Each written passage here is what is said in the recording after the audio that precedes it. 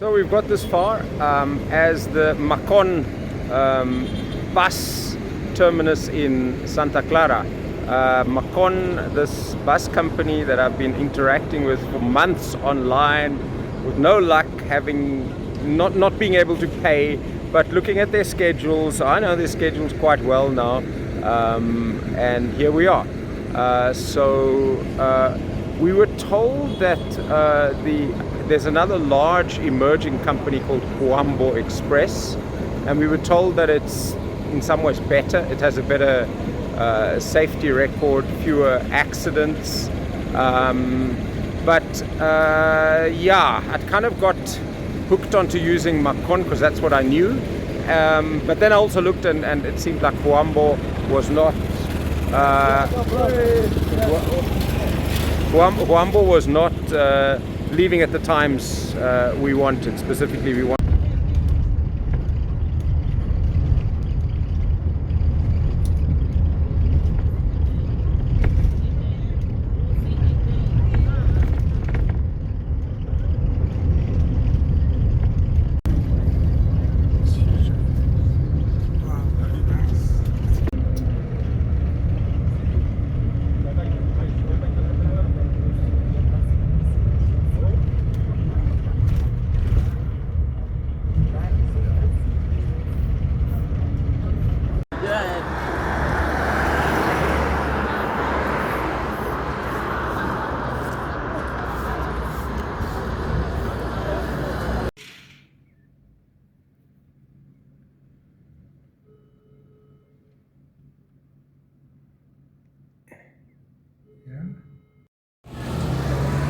We've now arrived in Lubango,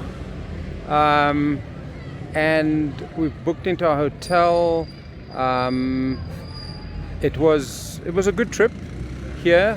The Macon bus did not have a toilet, but it moved well. It arrived in Lubango about an hour early. There was actually very little traffic on that road. Motorcycles kind of stick to particular towns, they don't do long distance, and there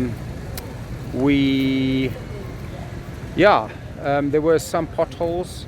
The roads were not always that good, sometimes they were good, and so we got here. The Macon dropped us off at Chioko terminal. They have 3 terminals, I think, in Lubango, and we thought we were going to be dropped off in the one at the center of town near our hotel, but it turns out that only is a stop for what are called the executive buses. They have different classes of buses, and the executive bus didn't leave at the time we wanted to leave. We were kind of a bit influenced by our reception in Oshikango, where we were kind of mobbed by all of these people wanting to offer accommodation, escorting across the border, etc. We kind of expected something like that in Lubango. There was nothing like that. Nobody bothered about us, and there were no taxis. There were no sedan taxis available there. So the 2 options, because we had to move 6 kilometers into the center of town to get to our hotel. So the one option that was recommended to us was to take one of the minibus taxis, the local minibus taxis. They're kind of blue and white, and that would probably have worked quite well, but we thought, nah, let's rather take a sedan taxi. But how do we get one? Somebody advised us to download Hitch, which we did. I entered my Angolan number, and that worked actually very, very well.